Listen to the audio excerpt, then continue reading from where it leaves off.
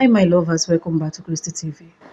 Do you think Babangida should be prosecuted for holding the freest and fairest election in Nigeria, which led to the death of many innocent lives? This is coming from TV host known as Morayo, who queries President Bola Ahmed Tinubu for laughing with Ibrahim Babangida Nigeria at is his such a book lawless launch country. instead of If not, prosecuting I him. wonder why, What is holding or hindering Tinubu from prosecuting or putting Babangida behind, jail? He should serve the rest of his life in jail. Same thing is what many Nigerians have been saying. And not just that alone, even in this Abibi's page 63, this book that he just launched, at page 63, the book equally confirmed that the entire Nigeria hated the Igbo race and the only solution to it is just freedom and separation. This is written in that Babangida's book. I will allow people to watch this particular exposition from morning show in Arise TV and equally what Very Dark Man said regarding Igbos demanding for an apology and 10 trillion naira compensation because of the 1966 coup, which was tagged Igbo coup. And don't forget to subscribe if not done so. Stay tuned for more updates. 30 years later, IBB has come out to say the election was free and fair. What's your first impression? Well, in the take you just had, IBB is saying, he's talking about inconveniences. Inconveniences. What a joke. People died. Lives were destroyed. You cannot recover what we have lost as a nation. He just said it's inconveniences. What a sad admission. What a sad choice of words. The president is so regrettable that he's talking in these terms. He's dancing on the grave of people who were just maliciously killed. I singled out Babangida Kalto, is a journalist with Tempo News. He was actually burnt alive in the course of this June 12 crisis. What do you say about Babangida Kalto? What do you say all the people who were killed on the streets of Ikorodu in Lagos? In a good country, if he says he accepts full responsibility, what does that mean? He deserves a bullet in the head, like Hitler did in 1945. By himself. Dr. Fapohunda. Is accept responsibility? Yeah. Yes, certainly. I see that you question his choice of word, his euphemism. So let us sort of do a canvas writing. Yes, you absolutely challenge it. Besides the bullet in his head, if you were writing the script, what should he be saying or doing today? What are the right words or what are the right actions? He has no right to even talk to Nigerians at all. He has no right to show his face.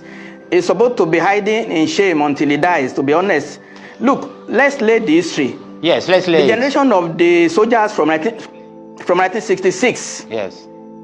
It is now almost 60 years. Their class damaged Nigeria beyond redemption. Beginning from General Gowon, who brought Udoji Awards to spoil the economy of Nigeria. General Murtala killed people in Abagana, in Agbo. He himself, how many people were killed deliberately, pointedly, without remorse over these years? It's not just him. It symbolizes the debacle of Nigeria in the last 60 years that we have had. Now, the effect of what he has done is much bigger than we think. Yeah. There are 3 dates in Nigeria history now, 3 dates. Let's October have that. 1960, January 15, 1966, June 12, 1993. We started up as a country in 1960. It was truncated in 1966. 1990 will have been the point where we emerge as a nation, not a mere geographical expression. That chance was lost and lost almost forever. That's the greatest destruction on the Nigerian country, not the Nigerian nation. There is, Dr. And we have not recovered since then. Dr. Fapohunda, there is an argument by some people who say that take away June 12, and Babangida perhaps could have been remembered or considered as a great president in terms of the fact that He did a lot of economic reforms. He did some infrastructure, and he indeed birthed the process that led to the election we call the freest and the fairness. I have had occasion in public and in writing to say Babangida is a paradox like Nigeria. So what's your take on that vision that take away June 12 and perhaps it could be considered one of the greatest leaders the country has had? Do you buy into that, or do you think no? Well, sadly, we cannot take away June 12. If you are wearing a white cloth to an occasion, and you have a red spot on it, a stain, you will go back and discard the dress and wear a new one. June 12 has stained all its achievements. Okay, where is the achievement now? We have only 3,000 megawatts of power. Yeah. We are owing 141 trillion naira in debt. Yeah. We have a deficit of 14 trillion in budget of this year. The indiscipline that it brought about, last year budget cannot be implemented, it spill over to 2025. It brought in impunity. You know, you can build a house, but you destroy it with grenade. It takes grenade to bring a house down now. You could have built a house for 10 years, but one act will just bring the whole thing collapsing. So your point is that with That's not the truth. Your point is that with June 12, there's nothing else to save in the story or legacy of IBB. Is that correct? I speak to all Nigerians who are around 30 years old who don't know what happened in those days. Yes. Why are Nigerians jackpotting overseas now? The country has become ungovernable. Even in the state, Niger State, 1/4 of it is occupied by bandits. Is that a country? He laid the foundation for what we are doing now today. In your earlier submission, you seem to claim that you identified 3 dates, 1960, 1966, and 1993, June 12 to be precise.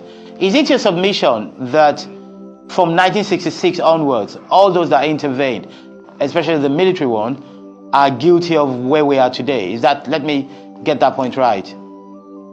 They are guilty of treason until they are tried, until they show contrition, until they clear the debris out of us. We cannot make it. Look, up till now, the Holocaust people, they are still being hunted down in the world since 1945. Yeah. In Nigeria, we have very poor sense of memory. See the way see the ceremony in Transcorp this week now. See all the people who killed Nigeria. They are all dancing and smiling and slapping each other. Is that the legacy for the children who are not born at that time? Is that the legacy they are going to see? That you do crime and you don't do the time. There is no consequence for any bad misconduct. I was going to go. That's the major takeaway from this mission. I was going to go to that, Dr. Fapohunda. So here's the point here. You feel there's no space for redemption or recognition from those people. But the past and present leaders do not. Absolutely. They do not seem to think so, because you mentioned the gathering that happened on Thursday last in Abuja that had a lot of Nigerian elites, political and business leaders there. Even before then, it is common practice in Nigeria for most of those running for president to do what I call the pilgrimage to Mina. So let's talk about these Nigerian leaders then, beyond IBB himself. What's your take on the rest, since you're having this view? All of them, they are product of massive looting of Nigerian wealth. Everything, Nigeria state have been privatized, both in asset-wise and in liquid cash. You cannot believe how much money in private hands, raw cash. And Nigeria is bleeding. Nigeria is in deficit. Before somebody can donate 2 billion, 3 billion, he must have 50 billion in his account. Where is that money? Where is that money coming from? It's not from the... But wait, Dr. Fapohunda, the money... Is that money from Nigerian state that they got it? Dr. Fapohunda, the money is their money. What do you want to do about it? What do you propose? What did they invent? What did they invent to get the money? It's from oil blocks now. I've written a paper. There are 43 entities that has oil blocks in Nigeria. Oil blocks belong to Nigerian state. In any case, until we take the wealth of Nigerian back from these people and put it in public hands. Yeah. It happened in Saudi Arabia in 2017. In 2017, the crown prince then assembled all the people who have big money in Saudi Arabia. Yeah. Put them in Ritz-Carlton hotel and told them, please surrender all that you have so that Saudi Arabia can grow. We need to do the same thing. Somebody, I don't know. As I said, it will be 60 years next year that the soldiers took over the affairs of Nigeria. Yes. We have 1 year now to decide that all money in private hands, voluntarily surrender it. No one should have 2, 3, 4, 5 billion and be donating it as if you are pouring confetti on a wedding guest. Well, if they have It's obscene. It's obscene. I get your point. No, they don't have it. The money should be the money should be confiscated. In fact, that library money should be confiscated. Which library? Who is going to read the books? Is it the Almajiris in Niger State that will read the books in the library? Like in Niger State, they shut down the Air Force plane. Dr. Fapohunda, is that where they're going to read the books in the library? Dr. Fapohunda, you're a man of constitution. Explain to me what kind of laws can you invoke to do that? I'm not against you. I want to be convinced. Doctrine of necessity. A doctrine of necessity. The doctrine of necessity has to be conveyed. Yes. Okay. We have 3,000 megawatts. Yes. We get 3,000 megawatts. We're stuck on it. Yes. If you don't want to apply doctrine, okay, what right did they have to privatize? What right did Babangida have to give all this oil blocks to people? Whom did they consult? Which law gave them the power to give public wealth to private hands? So your take is that we should go back to challenge all the people who said Babangida has made me, I'm grateful to him. We should go back to them and say, let's talk about it. Is that your take?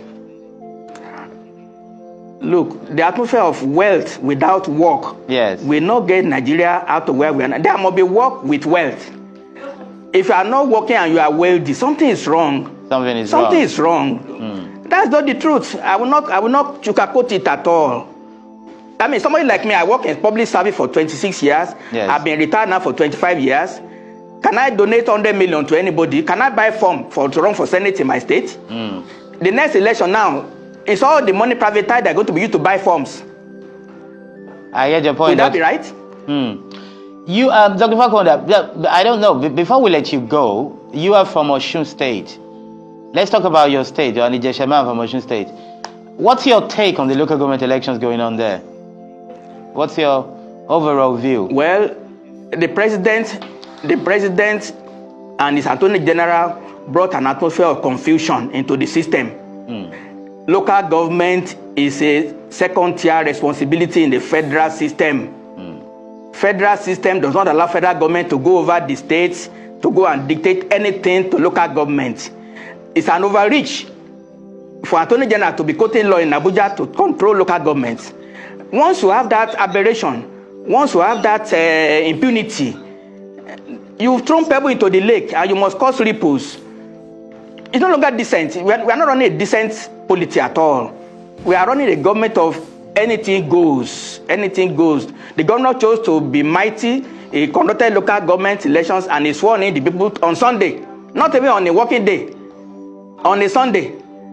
So there is impunity all across the board. We must change this system and go back to pre-1966. The president cannot sit there and think that he's going to win election 2027 and rule. Well, his time is now. If he doesn't do anything now, we are not going to have peace in this country. We must come to two-tier federalism. We must come to regionalization. Each region should take care of its own affairs, create as many local government as it wants. It's not business of Abuja or Attorney General Fagbemi to be talking about law, High Court judgment, Supreme Court judgment. What does it need to do about local government? The Biafra War was very brutal and devastating that it almost tore Nigeria apart. In 1967, after years of violence against the Igbo people in northern Nigeria, southeastern region declared independence and formed a region called Biafra. The Igbo people were so determined to protect themselves from further attack and persecution, but the Nigerian government was not ready to let them go. That led to the war breaking out, and what followed was a fierce and bloody war. It led to the loss of so many lives. The Nigerian army got support from other foreign nations and they launched a full attack on the Biafra. But Biafra didn't give up. They didn't surrender. They were very resilient. They fought back even though they were outnumbered. There was also famine in the land. Nigerian government blocked any food or any resources from coming into the southeastern region. So there was famine in the land, and that led to even the death of more people. After years of unending war, and loss of millions of life. In 1970, the Biafra finally surrendered and the war ended. The scar that this Biafra war left on the southeastern people still remain in them today. Biafra is a very sensitive topic that you have to be very careful when you're talking about. All right, so the news says Ohaneze seek apology of 10 trillion naira compensation from Tinubu. Well, I don't think it's supposed to be to Tinubu. It's supposed to be to the federal government. Yes, the Igbo people need apology from the federal government. Because if IBB's book is revealing that waiting we think say na Igbo coup will lead to the Biafra war, will lead to the dying of a lot of Igbos, the starvation of a lot of Igbos, the disastrous impact to their tribe. Do you understand? If at the end of the day, IBB's book is telling us that it's not the Igbo coup, then it's crazy. You understand? The federal government needs to apologize to these people. By now, Seth, to be very honest, normally, the whole country is supposed to be on the streets. They're supposed to do a protest because of this book. They're supposed to do a protest and demand that the federal government apologize to the Igbos. Now, this generational beef don't happen since that coup. There's a generational beef where don't happen since the coup and since Biafra. Some tribes now, they fear. A lot of tribes, they fear because they know say, okay, yes, they fear say, if Igbo man turn president for this country, that's where Ojuku be won't do.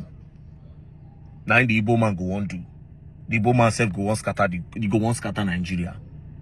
Do you understand? The Yorubas, from which side they see, because the Yorubas and the Igbo, they always attack themselves for Twitter. The Yorubas go attack Igbos. They go call the Igbos go attack Yorubas, say they be betrayer, and then betray this thing where make Ojuku no get Biafra. The Yorubas go talk their own. Do you understand? But again, that thing, that's cool, has dented the names of the Igbos, where make some tribes does not want an Igbo man to get power. Usually it's supposed to be outside Igbo Yoruba where go enter power. You understand? They're supposed to share them. You get, but for some reason it didn't happen. So I'm also of the opinion that they deserve an apology and they deserve compensation. Not just that, there's supposed to be a march across the whole Nigeria for this revolution. And that IBB book self, they're not even supposed, that book not even supposed to be where people they go by, they read. Although it's good to get the knowledge, but I'm not sure say IBB is supposed to make money from that book. And like I said in my previous post, bro, if the advanced country, that man is supposed to pay for whatever thing he did and all in that June 12th election. And they see for Twitter now, they say, he create a lot of states. He can do that. Do you understand? But, more... anyways, I follow for the people where they request and they demand apology for the Igbos from the federal government, not from Tinubu. You understand? Because Tinubu no follow for the military regime then. Yes, he didn't no follow. So it's from the federal government. Because after Tinubu, the government still there. So it's from the federal government. It's not Tinubu's government, the federal government, the whole structure of the government. The federal government should apologize to the Igbo. And that 10 trillion, yes, no na carry federal government go court. Your generation suffered because of that coup. Not just your generation, because at the end of the day, said not only the Igbos they buy during this thing. My own generation too suffer. The Hausa suffered, the Yoruba suffered because of the lie. A lot of tribes suffered because of that lie. Because of the manipulation, a lot of tribes suffered. No, let me not limit it to the Igbos now. Because of a single lie. And a single narrative. That was an Igbo coup. So yes, they deserve an apology. And yes, all in the favor of a good protest, peaceful protest. So me, if you notice the way I talk since I try coin my word well before they come say very dark man is the one that ignited the fire, or is the one that what be that their English where they use instigated people to go and protest and scatter life and property. I beg, peaceful, peace and love, don't play.